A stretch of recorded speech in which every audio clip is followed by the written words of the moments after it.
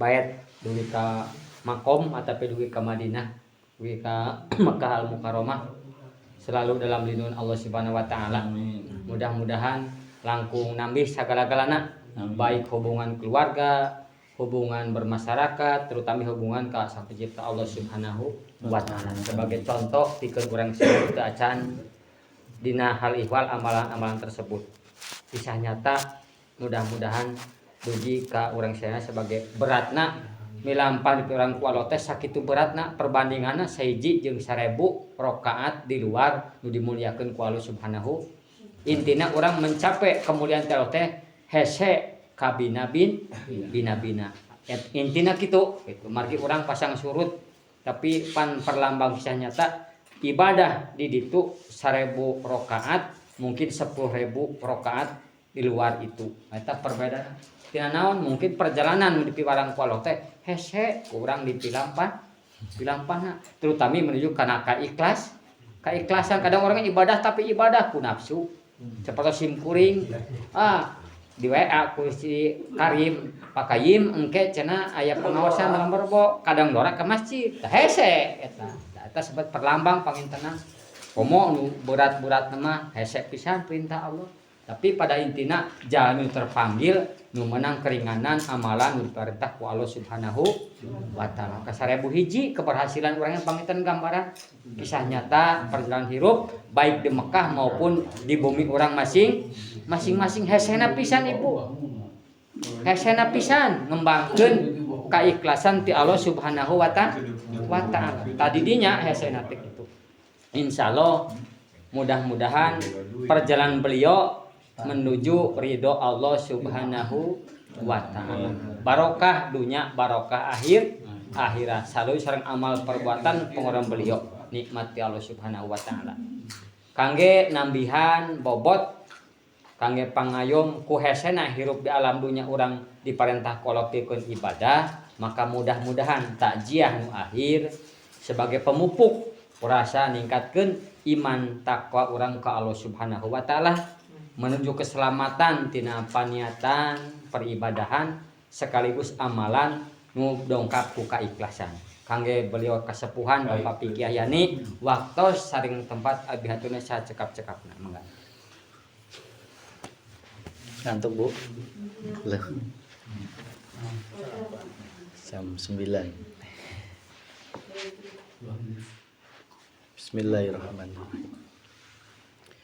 Assalamualaikum warahmatullahi wabarakatuh. Waalaikumsalam warahmatullahi wabarakatuh. Ila hadratin Nabil Mustafa Rasulillah Muhammad sallallahu alaihi wasallam wa ala alihi wa auladi wa dzurriyyati wa sahabati wa tabi'ina shalihin wal ulama'i wal waliyallahu husan Syekh Abdul Qadir Jailani wa ila ruhi almarhum Mbah Kiai Haji Kandung Danu Masuri wa ila ruhi almarhum Bapak Ustadz Kliwon Hati Sudarmo Pintar Makarya wa ila ruhi jami'al kubur minal muslimina wal muslimat wal mu'minina wal mu'minat khususan fi Koryati Dusun Timbang 1 Dusun Tembong Desa Sadahayu. Allahumma gfir lahum warhamhum wa'afihi wa'fanhum.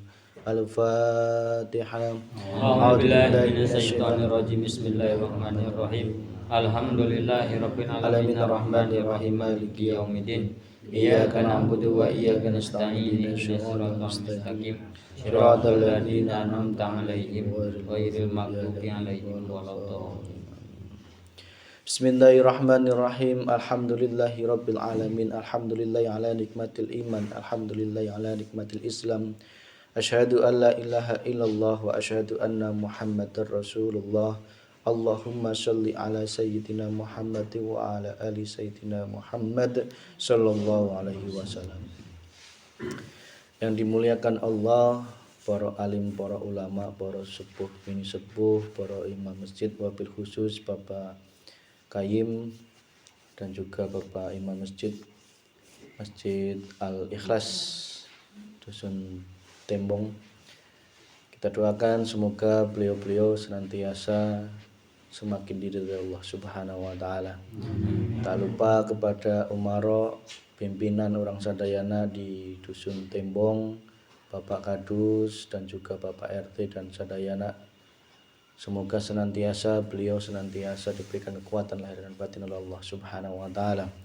Tak lupa kepada beliau Bapak Manten Lurah Al Ustad, beliau senantiasa semangat, dan juga saudara kami Bapak Trisyanto yang alhamdulillah selalu senantiasa hadir.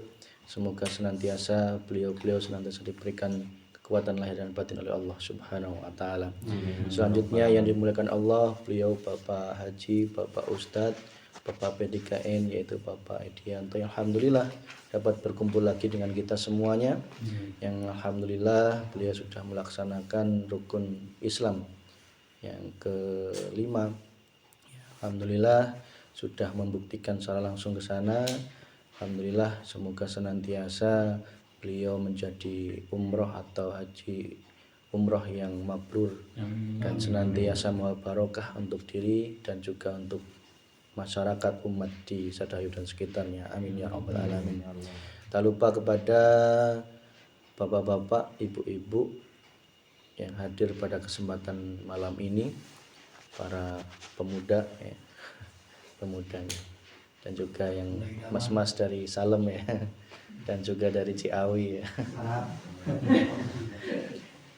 Alhamdulillah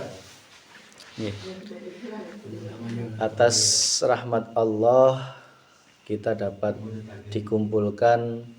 Mohon maaf manakala kesempatan malam Rabu kemarin kami tidak bisa hadir karena ada suatu hal, tapi alhamdulillah pengajian dapat tetap berjalan. Yang semoga senantiasa kita tetap diberikan semangat oleh Allah untuk thalabul ilmi, karena kewajiban mencari ilmu itu sampai dengan di liang lahat. Jadi itulah kewajiban kita.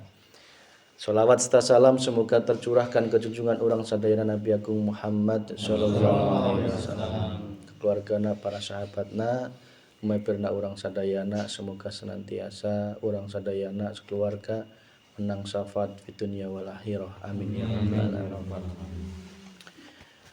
Ketika kita semakin menyelami lautan ilmunya Allah, lautan kenikmatan bermakrifat kepada Allah, maka semakin hancurlah diri kita, semakin leburlah diri kita.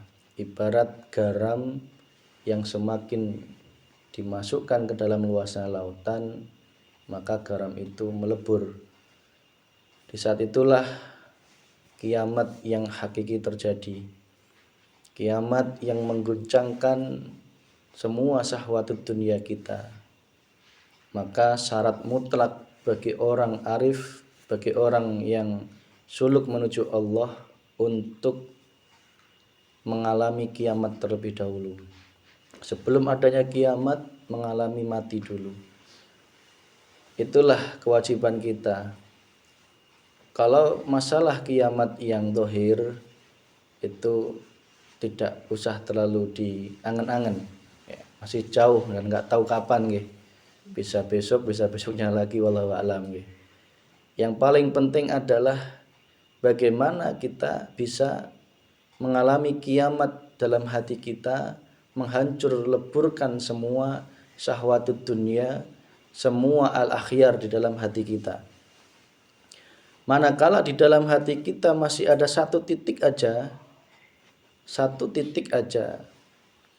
sesuatu selain Allah atau nurullah atau al-akhyar itu, manakala itu belum hancur lebur, termasuk diri kita, termasuk ruh ini, aran ruh ini belum hancur lebur, maka kita masih dalam keadaan menyekutukan Allah Subhanahu wa ta'ala.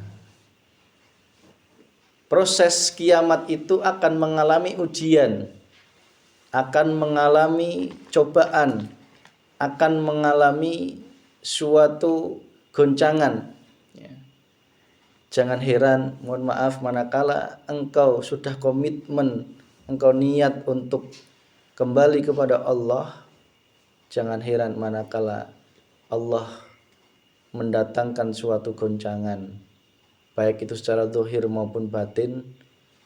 Pesan kami, lihatlah semua itu Allahnya yang berperan. Kadang kita diuji untuk mengkiamatkan hati kita dengan ujian berupa kekurangan harta. Bisa jadi. Dan goncangan itu luar biasa. Manakala goncangan itu tidak engkau lihat Allahnya yang berperan, tidak fokus hatimu tetap melihat Allahnya, maka engkau akan tenggelam. Tetapi manakala engkau digoncang dengan segoncang-goncangnya ujian yang mengalami hati kita tergoncang, hati tetap melihat Allahnya, di saat itulah kita bisa mengalami fase kiamat itu sendiri. Jangan salah, para nabi dan rasul pun untuk mengalami makrifat kepada Allah, beliau-beliau juga berproses. Ingat, Nabi Adam berproses diturunkan ke muka bumi. Nabi Nuh berproses ya, ditolak mentah-mentah oleh semua kaumnya ya.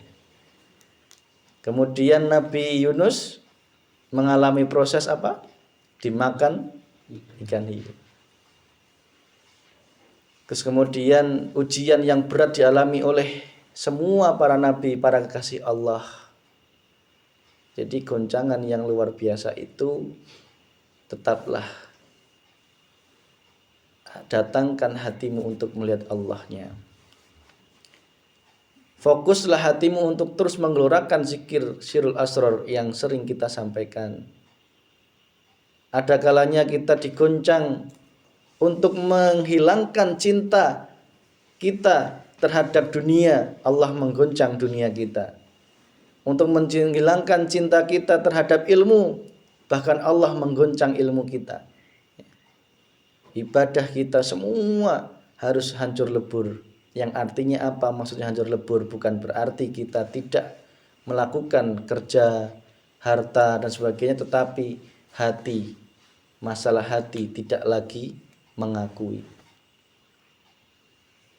Hati tidak boleh betul-betul satu titik aja mengakui semua itu adalah milik kita. Manakala ada pengakuan, itu bisa jadi ada cinta terhadap selain Allah itu. Karena ada cinta, maka lalai terhadap Allah Subhanahu wa ta'ala. Kadang kita diuji kesehatan. Betul nggih? Diuji kesehatan itu biar kita sadar. Kalau kita tidak digerakkan oleh Allah, bisa kerja? Buktinya apa? Engkau diberi sakit aja nggak bisa apa-apa. Betul nggih? Iya. Itu adalah proses Allah mengkiamatkan hatimu. Tetapi wis dikiamatkan, digoncang berkali-kali, tetap saja keakuannya masih muncul. Aku yang gawe, aku yang macul, aku yang bisa segalanya. Ketika engkau digoncang sakit, itu tanda Allah sedang menghancurkan kekuatan yang engkau akui. Padahal kekuatan itu milik mutlak Allah Subhanahu wa ta'ala. Ketika kita diuji oleh Allah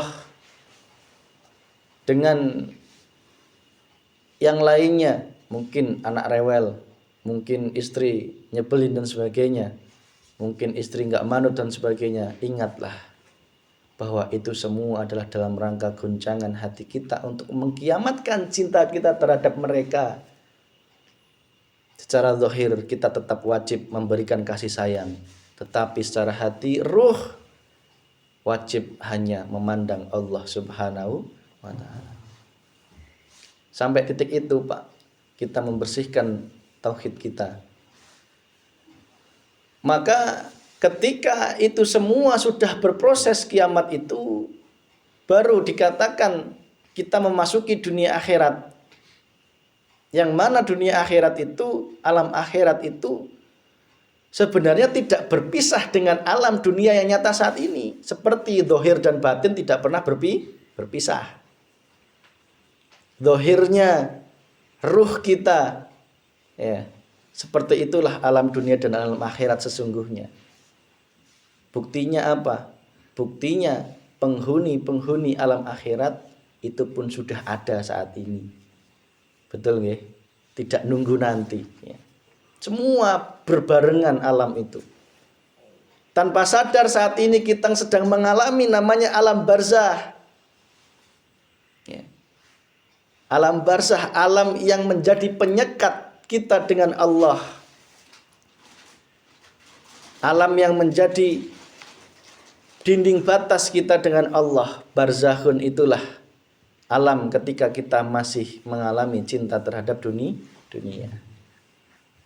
Tanpa sadar kita sedang mengalami yang namanya pertanyaan kubur setiap hari. Man rabbuka. Ketika engkau minum, malaikat sedang menanyai hatimu sesungguhnya. Man rabbuka. Tuhanmu kopi atau Tuhanmu Allah. Ketika hati ikut-ikutan merasakan nikmatnya kopi, di saat itulah hati kita lalai terhadap Allah. Padahal pertanyaan mungkar nakir itu juga sedang berlangsung saat ini.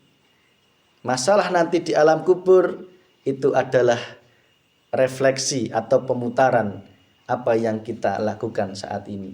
Tidak bisa nanti dikira-kira di alam kubur ya. Tuhanmu siapa? Gila, tak buka catatan Allah gitu ya. Nggak bisa Pak. Manakala di dunia saja sholatmu masih belum menghadap Allah, nyangkulnya belum menghadap Allah, ngibadah yang lainnya itu pun apalagi. Padahal Allah memerintahkan kita, innallaha huwa rabbi wa rabbukum fa'buduh hadza siratum mustaqim. Dialah Allah, Tuhanku dan Tuhanmu, maka beribadahlah, itulah jalan yang lurus. Itulah thariqahnya Kanjeng Nabi, di mana ibadah itu adalah wujudnya 24 jam aktivitas kita. Ya makan, ya minum, itu panggilan Allah semua. Ya.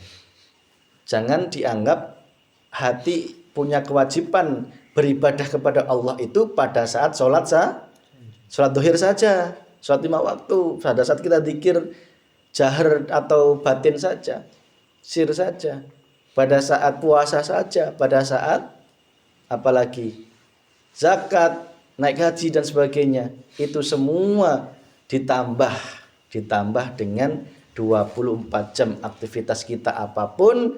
Itulah thariqahnya Kanjeng Nabi untuk usul kepada Allah Subhanahu wa ta'ala. Kuncinya apa? Kuncinya hati hanya harus terus berusaha menghadap Allahnya. Memang Pak berproses Pak. Ya. Kadang ketika melihat istri merengut kelihatan Allahnya gitu ya. Sadar Allahnya yang berperan. Seringnya kelihatan makhluknya. Ciri kalau itu kelihatan makhluknya, kita ikut-ikutan fase ya, ikut-ikutan sebel ya. Itu ciri Pak. Nek kita belum duduk di musahadah, belum duduk di tajalinya Allah. Manakala kita masih terpancing, istri yang merengut, istri yang marah, istri yang mungkin masih bandel, kita tidak mampu melihat Allahnya, pasti kita ikut-ikutan terpancing. Berarti kita belum bisa menembus basirah kita mentok kepada Allah Subhanahu wa ta'ala.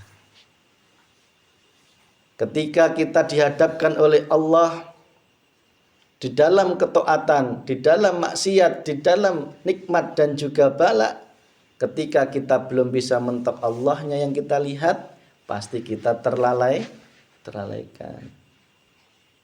Itulah hakikat ini wajhatu wajhiyah, yang mana hati ini hanya menghadap terhadap wajah Allah. Ingat ada ayat mengatakan di mana engkau menghadap, di situ ada wajah. Iya enggak? Nyambung enggak? Tapi enggak dijelentrehkan para ulama. Yang mana sih yang dimaksud wajah Allah? Enggak usah jauh-jauh. Semua alam semesta, Nurullah ini asalnya dari Nur Muhammad asalnya dari Allah. Berarti golek Allah enggak usah jauh-jauh. Hidup di dalam hidup yang meliputi diriku dan dirimu, di luar diriku dan di luar dirimu, dan di antara kita dan di antara semua alam semesta. Disitulah ada hidup Allah Subhanahu wa ta'ala.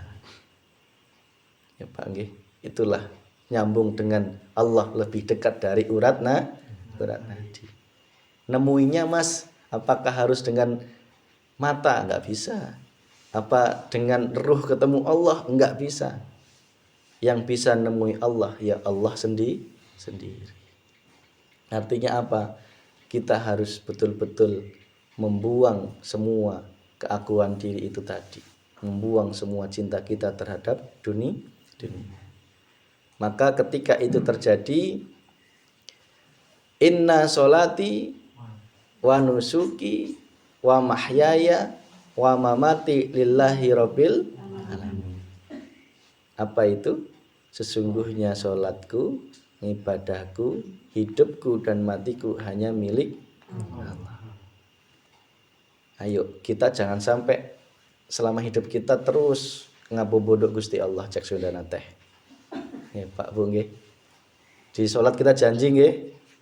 Sholatku hanya untuk Allah. Buktinya sholatku masih ngarep-ngarep pujian mak.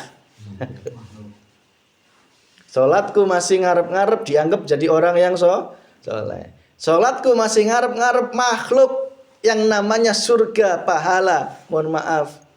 Itu semua adalah iming-iming di awal. Tetapi jangan dijadikan iming-iming itu terus-terusan masuk ke dalam hatimu sehingga menjadi Tuhan yang kau sembah. Ya, iming-iming karena kita masih lalai terhadap Allah ya diiming-imingi dulu Pak. Paham nggih? Nek wis mulai dewasa ya ora peduli iming-iming itu, sudah merupakan suatu kesadaran kita untuk sholat ini hanya dari Allah, karena Allah dan untuk Allah. Sadari, rasakan setiap gerakan sholat kita itu semua yang gerakkan Gusti Allah, yang memerankan Gusti Allah. Sampai engkau menemui titik dirimu itu enggak ada ya. Bahkan namamu itu enggak terasa ada. Ruhmu, nama ruh itu sudah enggak ada, melebur semua dengan hidup.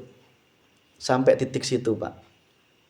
Kalau sholatmu belum menemui titik itu, engkau pasti masih tergambar semua al-akhyar, baik itu pahala, surga, ingin dipuji orang, ingin diwahkan orang, ingin dianggap orang soleh dan sebagainya. Maka jadikanlah sholat itu menjadi thoriqoh kita menuju wusul terhadap Allah Subhanahu wa ta'ala. Kuncinya apa? Kiamatkanlah hatimu dari semua selain Allah Subhanahu wa ta'ala. Yang kedua, ibadah. Ingat, ibadah hanya untuk Allah. Dari Allah, karena Allah dan untuk Allah. Maksudnya gini Pak. Kita sepakat yang namanya ibadah itu tidak hanya sholat saja nggih. Ditambah dengan semua aktivitas hidup kita. Itulah yang kami sebut thoriqoh Rasulullah tadi. Fa'budu hadza siratum mustaqim. Berarti minumnya, makannya, duduknya Rasulullah itu selalu nyawang urip, nyawang hidupnya Allah. Tak heran Pak, Rasulullah dibalang kotoran apa? Kotoran unta. Yang muncul apa? Kasih sayang. Karena apa? Yang dilihat bukan kotoran untanya makhluk, baunya, atau orang yang melempar, tetapi hatinya terus melihat Allahnya yang berperan. Cara gampangannya kur guyang-guyu Pak. Karena apa? Bentuk kasih sayangnya Allah. Sehingga hati yang muncul dari Rasulullah juga kasih sayang. Itulah ciri orang yang ma'rifat. Kalau kita dilempar omongan yang pedes pamajikan, kira-kira sewot ndek? Aing nu ngirupan maneh kalah ngelempar sewot. Maneh lamun teu di depanku aing bisa gitu ya. Gitu nggih Pak nggih? Ya, karena apa? Masih muncul aku. Wes musuh terbesar. Mohon maaf, malam ini kami sampaikan. Dosa terbesar manusia adalah masih adanya keakuan diri. Ya, mohon maaf. Karena itulah muncul semua musyrik-musyrik yang lain, nyupang, penglarisan, ya kan? Terus kemudian dan lain sebagainya. Pokoknya dari keakuan tadi, aku pengen sugih, aku pengen kaya, aku pengen jabatan, aku pengen surga, aku pengen macam-macam al-akhyar. Sing dipingini dudu Gusti Allah. Sing pengen jabatan lurah ya akhirnya pergi ke dukun nanyaken aing mah bakal jadi lurah ente, wong dukune pengen dapat uang, dijawab pasti jadi. Sing akunya ngomong aku pengen sugih, ya akhirnya apa? Ya nyupang Pak dan sebagainya, ngamalkan dan sebagainya. Allahu Akbar. Itulah pokok pangkal kemusyrikan dan dosa-dosa yang lain adalah karena adanya keakuan di diri. Coba Pak bayangkan, manakala engkau diberi, mohon maaf, kesulitan uang, keakuan dirimu hilang. Di dalam sulit ini ya Allah, di dalam nggak punya uang ini ya Allah, di dalam sugih ini ya Allah. Apakah ada keinginan untuk nyupang? Ada keinginan nyumpang kalau sudah hati duduk di situ? Tidak ada. Karena keakuan dirinya sudah lebur. Manakala keakuan dirimu masih muncul, ya, aku yang bisa sholat, aku yang bisa zakat, ya. Akhirnya apa Pak? Merasa kemampuan munculnya dari diri.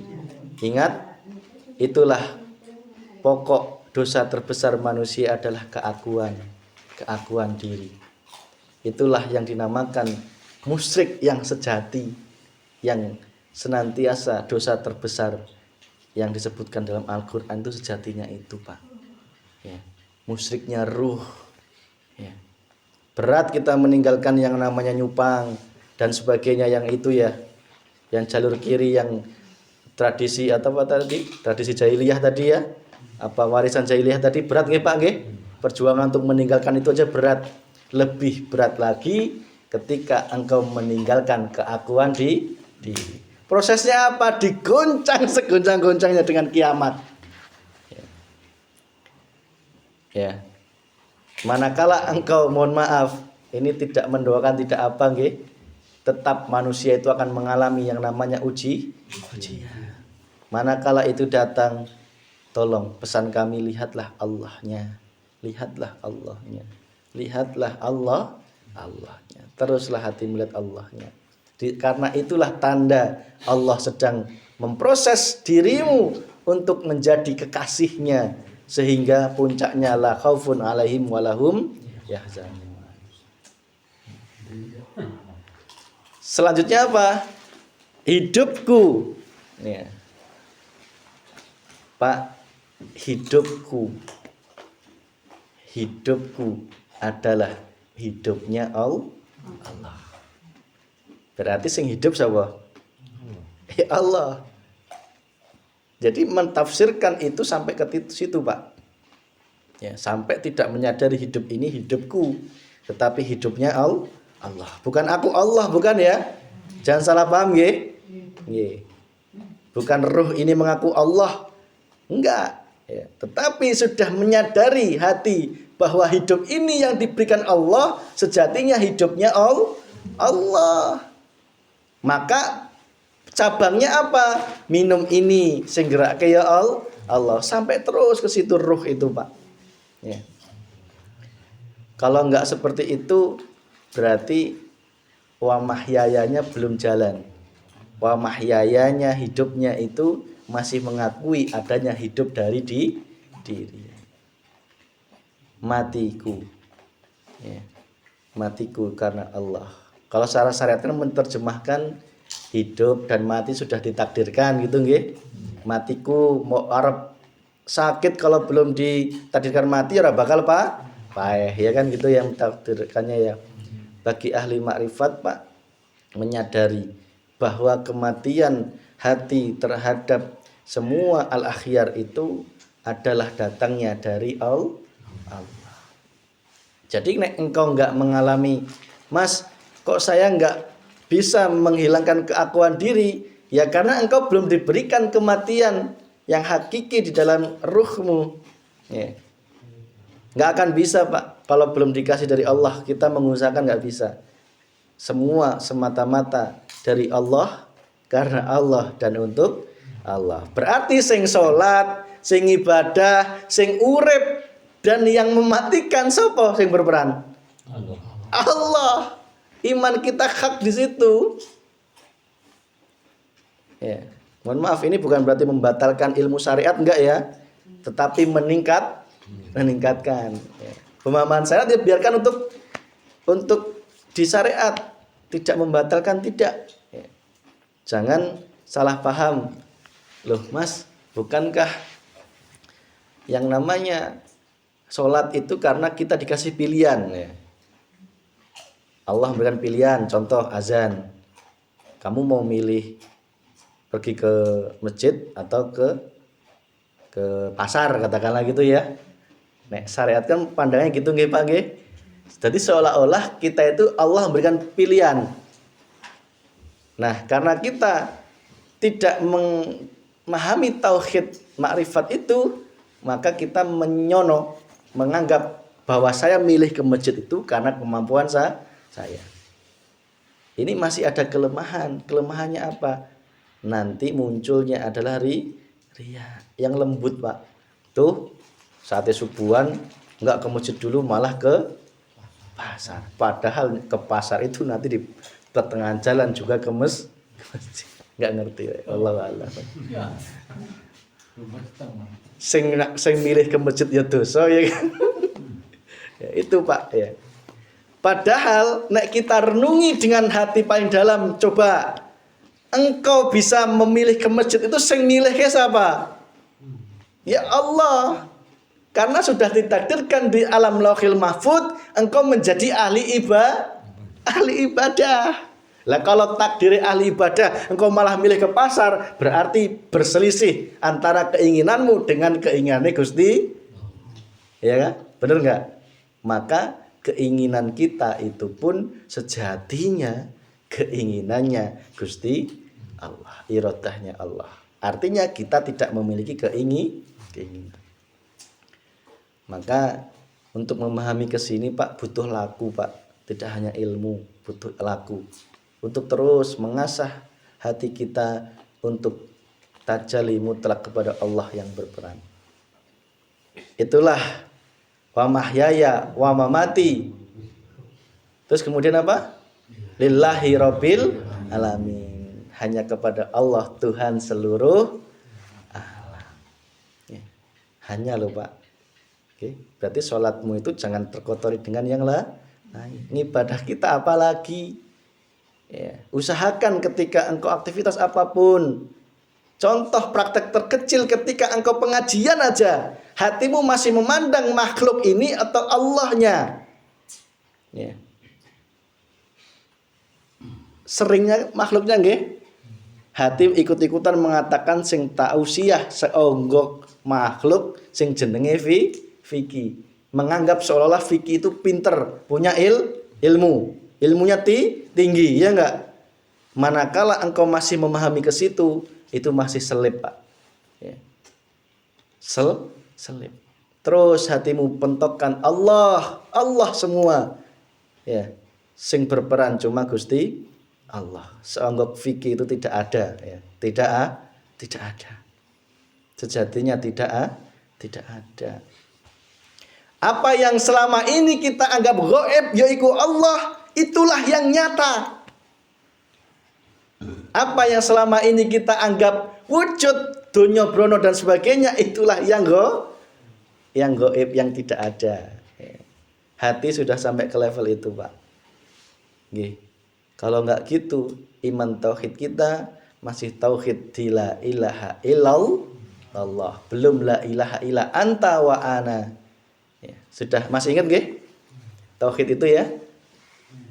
La ilaha illallah adalah tauhidnya orang-orang ahli syariat yang mana masih menuhankan Allah sebatas nama. Cirinya apa? Belum memahami zat sifat asma af'alnya Allah. Ya, sehingga menganggap Allahnya itu nggak tahu di mana. Ya. Nggak nggak tahu di luar alam semesta sana, nggak tahu apa, tidak bisa menjawab. Kalau secara dalil dijawab di atas ars singgasana, sehingga merasa bahwa Allahnya masih sangat jauh. Ya. Jadi kondisi la ilaha illallah saja, tauhid la ilaha illallah itu belum cukup, Pak. Tingkatkan tauhid kita menuju tauhid yang lebih tinggi, yaitu tauhid la ilaha illallah. Apa, Pak? Masih ingat? Huwa dulu. Ya. La ilaha illallah huwa. Itulah thariqah, ya. Level thariqah. Cirinya apa? Manakala engkau sholat, masih mulai merasa Allahnya melihat kita sholat, ngawasi kita sholat, kita bekerja, kita maksiat katakanlah, ya, engkau nyolong masih ngerasa itu dilihat Allah, itu engkau tauhidnya la ilaha illahu huwa. Ya.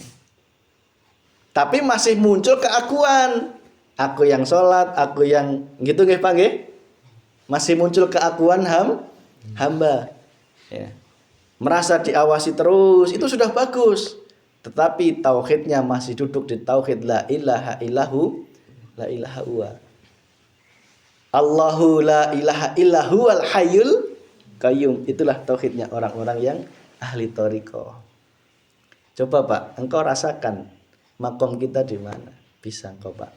Manakala sholatmu masih muncul keakuan dan merasa diawasi dari jauh oleh Allah, itulah makom la ilaha illahu huwa. Sudah sangat bagus itu Pak.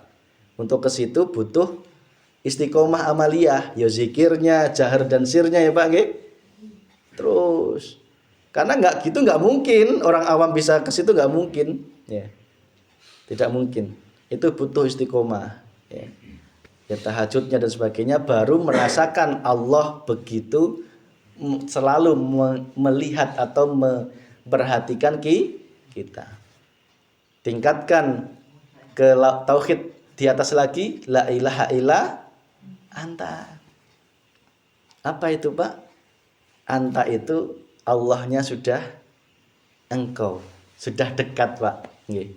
Sudah sangat dekat. Ibarat berdoa itu sudah tidak merasa ditolak, ya. Kalau ciri orang yang tauhidnya la ilaha illallah dan la ilaha illallah merasa menuduh bahwa Allah tidak pernah mengabulkan doanya, ya. Menuduh bahwa Allah tidak akan pernah mengabulkan doanya. Ada dua pilihan, Allah ya bisa mengabulkan, bisa tidak. Ya gitu kan nggih? Kok ini Allah nggak mengabulkan doa gitu ya? Itu ciri engkau masih duduk di tauhid la ilaha illallah huwa, masih jauh Allahnya Pak. Ya. Ketika la ilaha illa anta, kalau la ilaha illallah itu masih butuh perantara Pak. Ya, perantara. Karena saking tidak percayanya kita minta bantuan doa kepada orang yang soleh dan sebagainya, ya. Karena merasa kita tidak mungkin dikabulkan doanya oleh Allah, mungkin karena dosa kita banyak dan sebagainya. Itulah duduk di tauhid la ilallah dan la ilaha illahu huwa. Maka naikkanlah tauhidmu kepada la ilaha anta. Kuncinya apa? Adzikru sirul asror.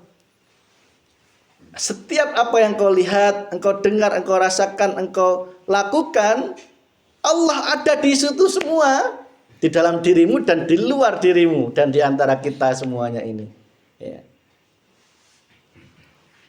Apa yang tidak dijangkau oleh Allah? Tidak ada. Disitulah Allah dekat, ya. Seperti dekatnya saya dengan Pak Kayyim, ya. Dekat nggih? La ilaha illa anta. Berarti sudah kalau berdoa itu sudah tidak menuduh Allah tidak akan mengabulkan. Selalu husnudzon kepada Allah. Ya, dimanapun kita berdoa dan di waktu kapanpun berdoa, Allah pasti akan mengabulkan. Karena apa? Berdoanya kita ini sebagai wujud didoakan oleh Allah. Ya, sudah tidak ada keakuan. Ciri la ilaha illa anta sudah mulai tidak ada keakuan. Sudah mulai menyadari bahwa hiduplah yang berperan segala sesuatu. Ya, jadi kita selalu husnuzon oleh Allah. Kita diprasrain katakanlah untuk hajatan, ya. nek sing hajatan hayangnya halo dok ya. Ya, kita sudah ikhtiar dan sebagainya, tidak akan menuduh Allah nggak mengabulkan gitu ya. Meskipun nanti pas hari hujan, itu ya wujud terkabulnya doa. Ya, karena Allah mengabulkan doa itu tidak hanya sesuai sesuai ke nafsuan kita, tetapi bisa jadi mengabulkannya dengan wujud yang lain. Ya, selamat ya, barokah, sing datang tetap jenuh. Bener nggak? Betul ya? Itu husnudzon terus. Kalau yang tauhidnya masih la ilaha illallah dan la ilaha illallah, wes Pak, ketika hujan nyalahkan Gusti Allah. Aing geus puasa seminggu sepeting ya. Emangnya amalanmu itu bisa menodong Allah, bisa mengatur Allah? Enggak bisa. Wong kita beramal aja karena diamalkan oleh Gusti Allah. Jadi yang ada tauhid la ilaha anta itu hanya pasrah. Cara gampangane ora kakean cocot. Gitu Bang nggih. Rada kasar tetapi ben nuncep di dalam hati panjenengan. Karena apa, Pak? Mohon maaf. Imannya orang-orang akhir zaman itu sudah ibarat penyakit stadium 4. Penyakit stadium 4 dengan penyakit awal dosisnya beda enggak? Ya beda. Stadium 4 nek sing disampaikan sing enak-enak, sing guyu-guyu lucu-lucu ya Pak nggih. Ya orang mempan Pak nggih. Harus dihantam seperti ini. Dihancurkan sehancur-hancurnya, siap hancur, siap kiamat. Kalau enggak seperti ini mau sampai kapan kita duduk di tauhid la ilaha illaan ana. Akhirnya apa la ilaha ana? Ya Allah, tidak ada batas antara aku dan engkau. Betul kata Al-Qur'an, di mana aku menghadap disitulah wajah Allah. Menghadap masalah ada Allah, menghadap istri merengut ya iku Allah. Menghadap kesulitan keuangan, menghadap sholat, menghadap suatu masalah apapun, di situ semua yang ada yang wujud cuma Gusti Allah. Lebur sudah Pak. Akhirnya mengatakan la ilaha illa ana. Tidak ada Tuhan selain aku. Tetapi aku makhluknya sudah lebur, seperti garam yang sudah masuk ke dalam luasnya lautan. Cirinya apa? Doamu, ibadahmu, hidupmu, matimu, semua itu satu esa. Qul huwallahu ahad. Hanya hidup, hanya Allah yang berperan atas segala sesuatu. Itulah kuncinya Pak. Gelorakan terus zikir sirul asror. Zikir yang tidak lagi menyebut nama, tidak lagi menyebut apa? Baik jahar maupun sir, ya. Tidak berlafaz lagi tetapi lebih menyadari Pak. Zikir menyadari, zikir sadar, zikir rasa ya. Hadirkan rasa dalam apapun untuk menyadari hanya Allah hidup yang wujud, yang beraf'al, yang bersifat dan yang bernama, semua hanya Allah Subhanahu wa ta'ala. Sebenarnya panggilan Allah itu tidak hanya pas azan, tidak hanya pas meninggal ya Pak nggih, tidak hanya pas di tanah suci, tetapi 24 jam hidup kita Allah selalu memanggil hati ruh kita. Apa? Fattabi'uni, dan apa itu yang wahai jiwa-jiwa yang tenang gimana Pak? Dalilnya? Ya ayuhan gimana? Nah itu irji'i, angel bener kalau irji'i. Irji'i itu panggil terus Pak ya. Irji'i, kembalilah engkau kepadaku ya Allah, kepadaku gitu. Artinya apa? Berusaha Pak. Nggih. Kami juga terus berusaha, kita sama-sama belajar. Sekecil apapun lihatlah Allahnya. Mohon maaf, corok sering kami sampaikan, engkau kekep jeung pemajikan ge, hati tetep nyambung rasa karo Gusti. Iku pangangel nak eta Pak. Sapa jar? Wis. Tetapi nek iku saja gak sadar apa maning salat. Gampang. Kekep jeung pamajikan aja engkau gak sadar hatimu wajib madhep Allah. Ojo ikut-ikutan mencintai istri lah, engkau hancur maning tauhidnya Pak. Itu saja kita masih tidak mengamal. Ya Pak nggih, apalagi sholat. Tak jamin 100% ya sholat kita masih di tauhid la ilaha illallah. Ya betul, secara syariat kita sudah menuhankan Allah, sudah tidak menuhankan Tuhan yang lain. Tetapi secara makrifat itu semua masih duduk di tauhid atau makrifat yang keempat, bukan yang pertama, la ilaha illaan. Ayo Pak, pas minum ada prosesnya Pak. Fana, kamil, bako. Fana itu ketika engkau banyak lalainya, sedikit nyambungnya kepada Allah. Contoh, sholat tadi belas ora nyambung rasa ke Allah, masih merasa aku yang sholat, masih merasa aku yang bisa sholat. Tetapi besoknya lagi lebur semua, wes nyadari semua Gusti Allah. 24 jam coro inget Allah atau nyambung rasa Allah paling cuman 1 detik ya. Sisanya itu lalai terhadap Gusti Allah. Enggak apa-apa, itu juga sebuah proses. Itu namanya fana, masih fana Pak. Kamil, ketika kamil itu sudah mulai banyak nyambung rasanya Pak. Ketika terus engkau gelorokan dzikir sil asrar itu, kamil itu akan semakin banyak nyambung rasanya sama Allah. Bahkan mohon maaf pada saat pada saat kadang engkau marah ya. Marah kan maksiat nggih Pak nggih? Itu sadar nek sing marahkan iku Gusti Allah. Wangel itu Pak tauhid ini Pak. Ya. Sampai engkau sadar ke situ Pak. Mohon maaf mungkin ini belum bisa diterima. Tetapi inilah yang hak ya. Ketika engkau sudah di kamil itu full, di bako itu full Pak, sudah bako Pak, sudah kekal. Engkau berkekalan dengan Allah Subhanahu wa taala. Itu terakhir Pak sebagai doa iftitah ya. Bahwa ayo sholat kita yang awalnya sholatku, ibadahku, hidupku dan matiku diganti. Ya, semua adalah perannya Gusti Allah. Itulah baru dikatakan lillahi robbil alamin. Tidak hanya lillah itu, aku ikhlas kok yang masjid ya, meninggalkan ke pasar. Tidak hanya itu Pak, itu syariat dohir ya, dohir. Itu masih jauh dari ikhlas yang diharapkan oleh Gusti Allah. Aku ikhlas kok bantu 100 miliar ya.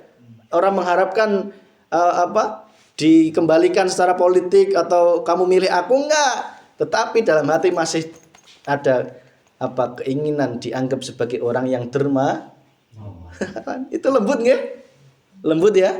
Lembut banget Pak ya. Itulah justru keakuan itulah yang menjadikan kita tersandung dari tauhidnya la ilaha illaan ana. Apa dalilnya? Innani anallah la ilaha illaan. Coba renungkan Pak. Ketika Rasulullah mengatakan innani anallah la ilaha illa ana. Rasulullah saat itu dalam posisi lebur ya. Lebur selebur-leburnya, maksudnya apa? Betul-betul dalam kondisi makrifat kepada Allah Subhanahu wa taala. Coba bayangkan ketika engkau suatu ayat itu turun ya. Engkau ada di sisi Rasulullah. Terus Rasulullah mengatakan, sesungguhnya aku Allah. Indonesia gitu ya. Sesungguhnya aku Allah, tidak ada Tuhan selain aku ya.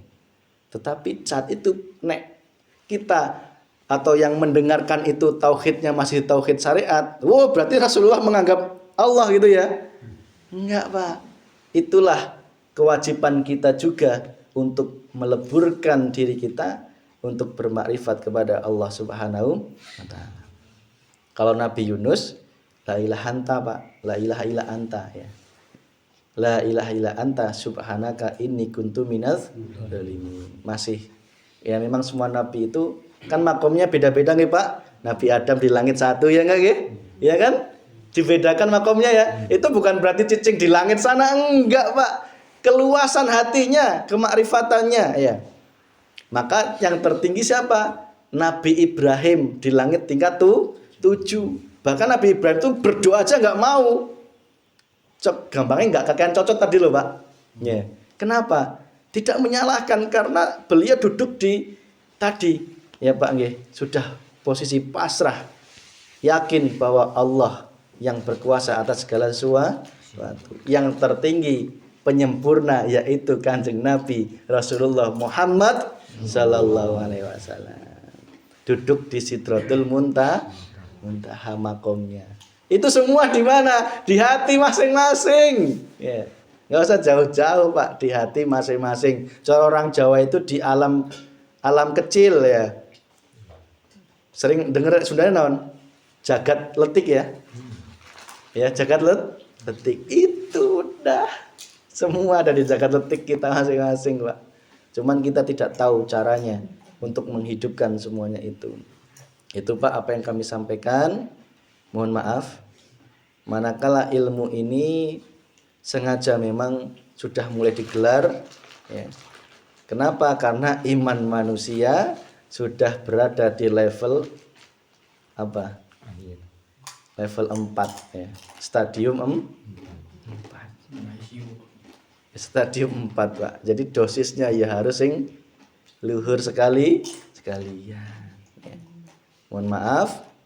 Jadi kami berpesan ayo Pak. Tolong sebelum 2025 ayo lekaslah kita segera kembali kepada Allah. Artinya apa? Bermakrifat kepada Allah Subhanahu wa taala 2025. Apa ya di 2025? Itulah isyarah dari Allah ya. Lihatlah di 20 itu kan At-Toha nggih.